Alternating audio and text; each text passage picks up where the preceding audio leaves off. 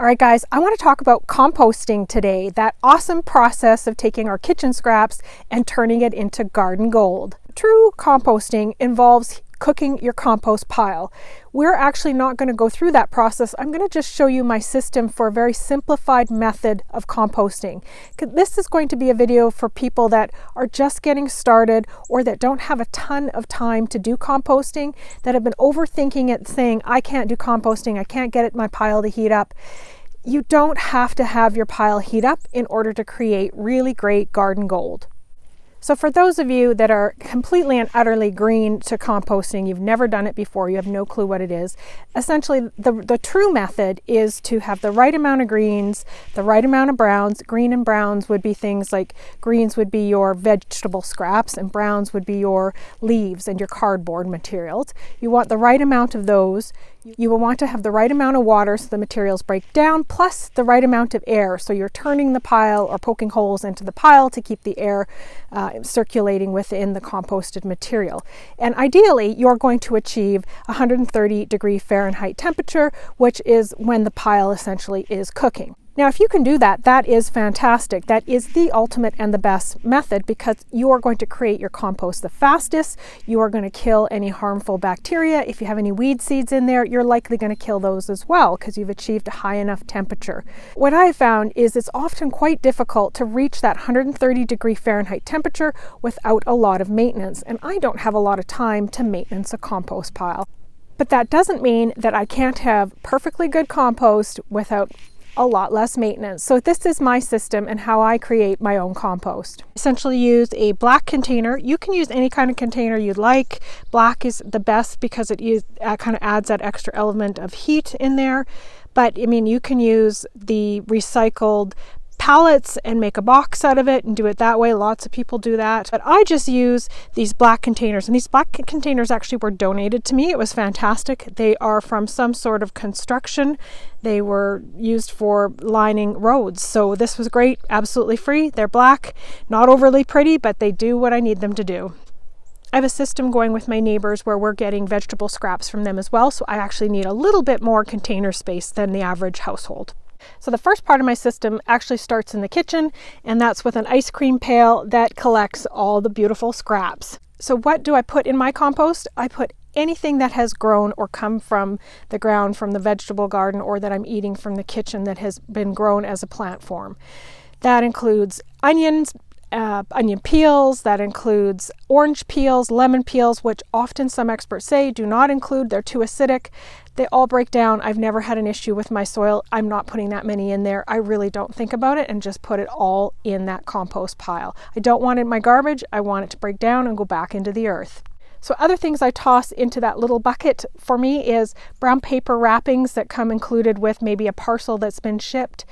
I will put my toilet paper tubes in there, paper towel that's clean and I haven't used any chemicals on, that I maybe just wiped up some plant dirt with. I'll put those in there. And eggshells and coffee grinds. Those are basically all the things that I would put in my compost from the household. You can see in my compost bin here, we've got some of that wrapping paper. We've got some cardboard from an Amazon order. We've got a orange or citrus fruit in here. We've got some peanuts and some lettuce. There's also a little bit of paper towel.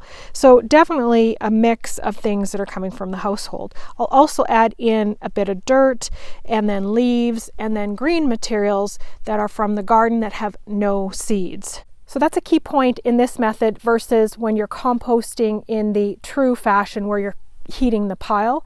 With my method, you're not going to heat the pile, so the weed seeds can still live. So what I don't do, I don't compost weeds. All my weeds and diseased plants go in a separate pile and they don't ever go back into the garden again. And I don't compost them.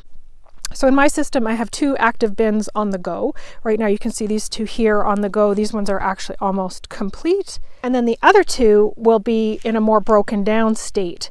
And that's what's happened here. This guy is almost complete. You don't have the space for all four. That's no problem. You can do this in just one container. Ideally though, you should have two because that'll allow you one to fill and one to compost.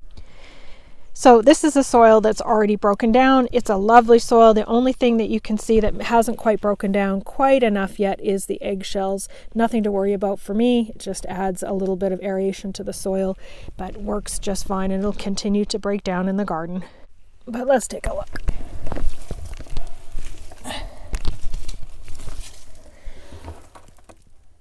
And this is the soil. You can see there's some vermiculite or perlite from an old potted plant. I will definitely toss old plants or old plant dirt into my compost piles.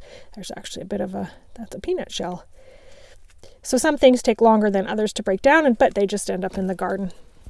So when I've completely emptied the container, I'm going to take it, move it over a spot, and put it on top of the cardboard here that prevents the weeds from growing up under the bottom. It kind of creates my starting pad for my next compost bin.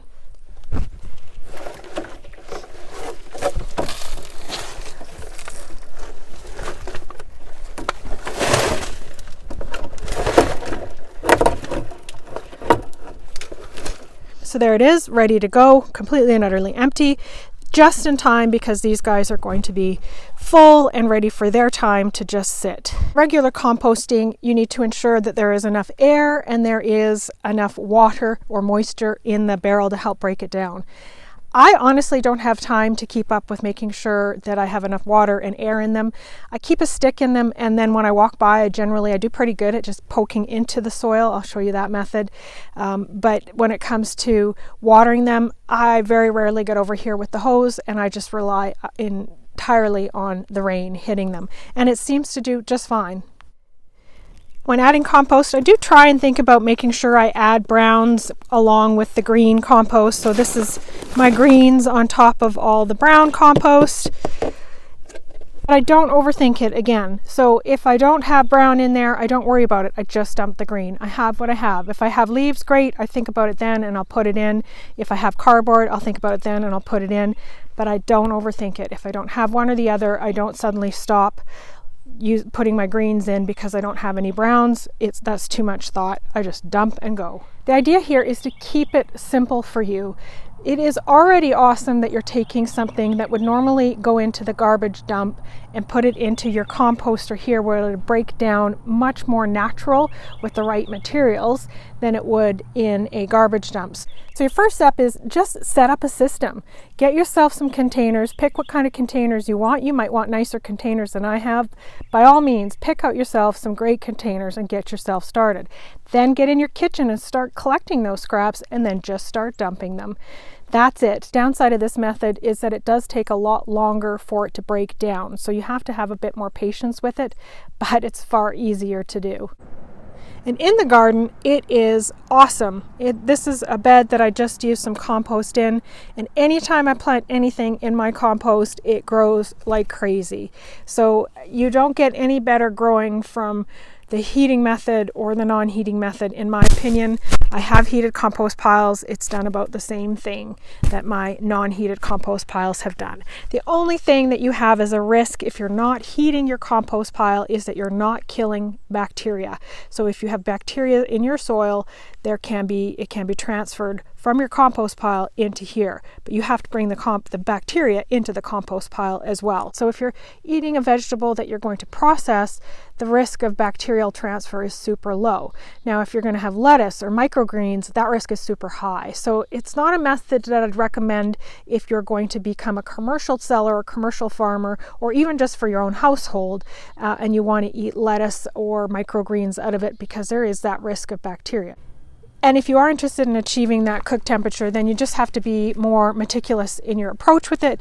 You'll want to make sure that you have the right mix of greens and browns. You'll want to make sure you have the right amount of water, and you're aerating your compost pile regularly. So something you can definitely do if you want to, just takes a bit more maintenance. All right, guys, that's my composting method. If you've got any feedback, by all means, put it down in the comments below.